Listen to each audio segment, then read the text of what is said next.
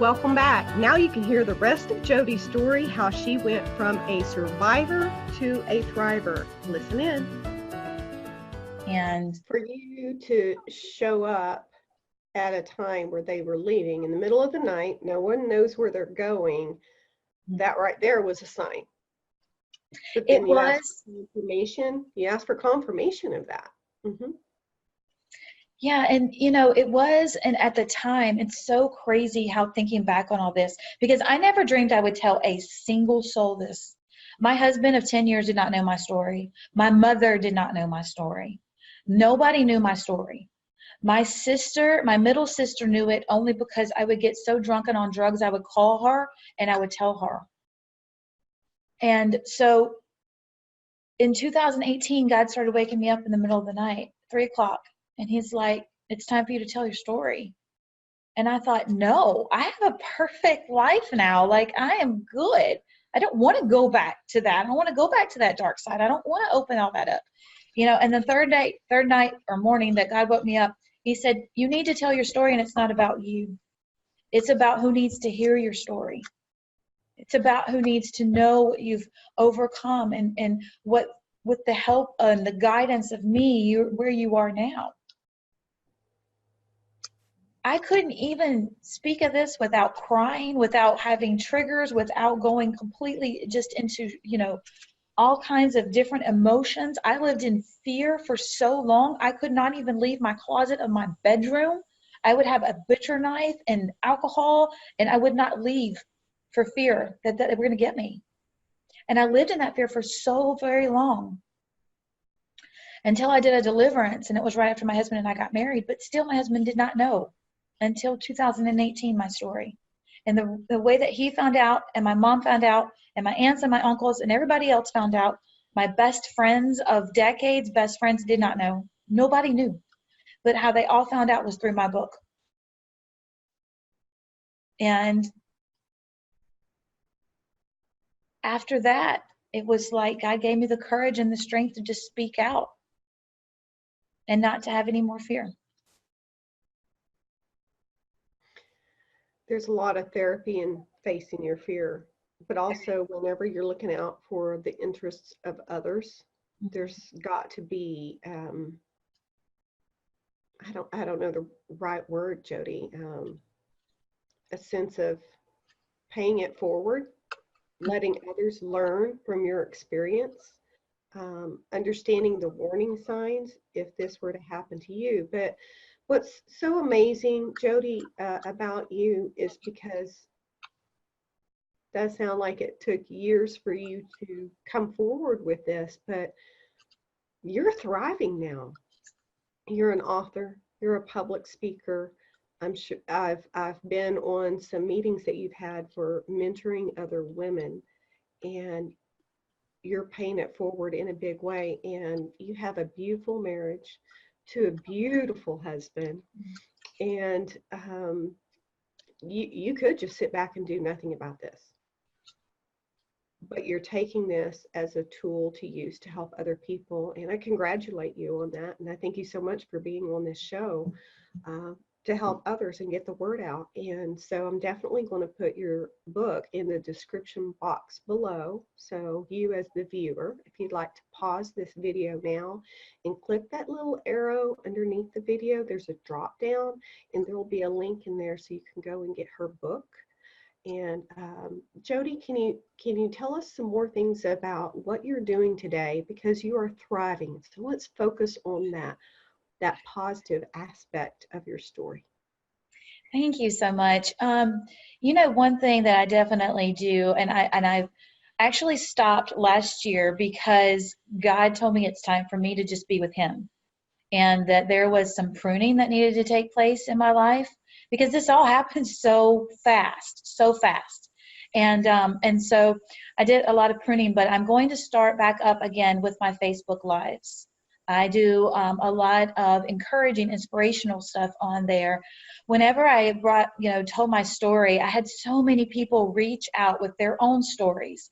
And, they'll say, well, my story's not as bad as yours, but that's not the case. We all have different things and different trials and different stories that we go through, and they're all just important to God as mine is, and what I want people to know is that the enemy wants to use that against you. He wants to use that hate and anger against you. I hated the people that did this to me. I hated the man that lured me in. I had so much anger inside of me that you wouldn't even think I was the same person.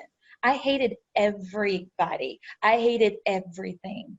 And it's because I was holding on to that anger as to what happened to me. And I spoke on stage one day, and this always sticks out with me, but I spoke on stage in New York one day, and the lady, when I came off the stage, came to me and she said, I'm on day 60. And I thought, of what? Because it was a big book expo that we were at. So I thought, is it of, releasing your book, or, are you on day 60 of helping, with different projects, or like, what is day 60 for you? And she said, I'm on day 60 of not killing myself because of what happened to me when I was 4. And my heart just went out to her. And she said, I've never spoken about it. And my branding that I do is called BOSS, which is Breakout Silence Soldier. And that's what I help people do. Break your silence. Come forth. And yes, it happened to you, but don't let it define the rest of your life. People look at what I've been through and like where I am now, living my very best life that I could possibly live. And it's because I had to let go of the people who hurt me. I learned there's 2 important days in your life. It's the day you're born and the reason you know why, and the purpose that you have in your life. And the devil wants to tell us we don't have any purpose, and me being a dropout, student, and then going through this and then going through, I always tried to pretend to be somebody that I wasn't, because I felt ashamed of who I was, until God's like, I'm proud of who you are. And that's what I want people to know, is to be proud of who you are. When you get through trials and tribulations, and when you step on the other side of that, you're proud of who you are. You're like, I'm a child of God. I can do anything and everything that I put my mind to. And that's what's so important, because the enemy wants to keep you in that place of fear, or in that place of defeat, or want to say, well, all your other family members were alcoholics, so you're going to be an alcoholic, or they were all drug addicts, so no, that's not the case. God can turn around and break chains off anybody. And I know that's my purpose, and I know that's my calling. And so that is what I continue to do, is spread awareness and say, hey, things might be a little hard at home. I grew up in a very strict family, extremely strict. My dad would clean his guns in front of any guys that would come over and try to date us. He would literally clean his guns, and then he would have like a notepad, and he would write down every detail of them. He did everything to try to protect us. And yet I walked straight into evil. And so it's important that you know that there are people out there that don't care about you, that don't love you. And if you're in a loving family, that the grass is not always greener on the other side. Freedom is not always free. And so I want people to be aware of that and know that. And if you're talking to somebody and you're not sure of them, hey, tell them, you know what, I told my mom and dad about you. If they have bad intentions, they will disappear real quick on you. And that is a really good point. Let them know. I tell that to parents all the time. And maybe even invite them along. I wonder what would have happened if you would have told him, okay, but I'm going to bring my sister with me. I'm going to bring my best friend with me, or something like that. He probably would have talked you out of it, like it was your special occasion and it's a private, intimate moment, and you would have thought, oh, that's where he's going to propose to me. But still, that could have been an indicator how he reacted, that you were bringing somebody with you. That, you know what, you survived this and you're thriving to it. And I'm sure that you went for years over your head, what could I have done differently? What could I have done differently? But I think that you did the best you could, and I think it could have gone on longer. I mean, you could have chosen not to go to that house that you were in any of. You could have gone somewhere else. You could have not prayed, is this my answer? Is this what I do? You had a lot of, because I'm sure whenever you left, you thought, are they going to find me? Are they really going to kill my family or not? And I'm sure there was a lot of worries and a lot of prayers over that. Is this the right decision for me to make? Just to jump in that U-Haul and be gone in the middle of the night, not even knowing where you're going, because no one ever knew. So this is amazing, and I'm sure people are listening to this story that have questions, and I'm sure that they probably can identify with some portions of your story.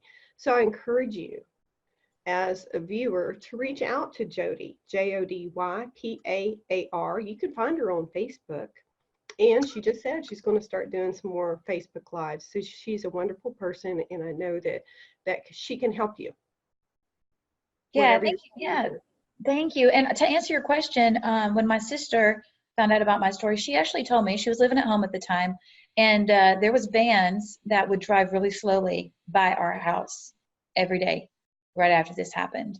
And finally, my dad, because he was just a mountain man in himself, he of course had no idea. If he would have known, he would have shot that van up, there's no doubt. But he went out on the front porch with his shotgun, and when the van went by really slowly, my dad raised up his gun to shoot at it, and it took off. And I don't know how God worked that out. I have peace in my heart that each person was taken care of, because vengeance is not ours, it's God's. But the amount of guilt that I felt for years, guilt and fear, that is what the way that I lived for years. And that is why I numbed myself through alcohol. I numbed myself through drugs. I numbed myself through relationships that were not of love. I, ended up in abusive relationship after abusive relationship, because I felt like I didn't deserve anything better than that. I felt like I was damaged goods, and I was told I was damaged goods multiple times through relationships. And so when I met my husband, and he was like, saw beneath all that. He saw my heart. And I think of where I am now to where I was when we first started dating. I would not have dated me. I mean, I was like hot mess express. But he saw beneath that and past that. And so I want to put that message out there too, is don't think you're damaged goods, and don't let somebody tell you you're damaged goods, and don't let somebody, abuse you and put you down because that's what you're used to, because you deserve better. You deserve so much better. And God loves you. And if you are born into a relationship, into a family where things happen to you as a child, it says in the Bible that your Heavenly Father will adopt you. So you don't have those mom and dads that did you dirty. That doesn't have to be your father. You have a Father in heaven that loves you and that will be there for you. And that's so important, because I would not be here today if it wasn't for God.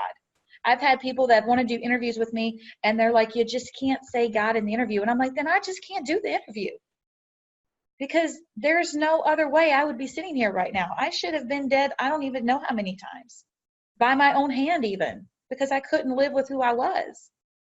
But God, and so that is my message. I always sparkle. If you know me, I'm always blingy, because and my YouTube is Bling Life, because I was in a very dark place, and now I sparkle, and that's what I want to help other people do too.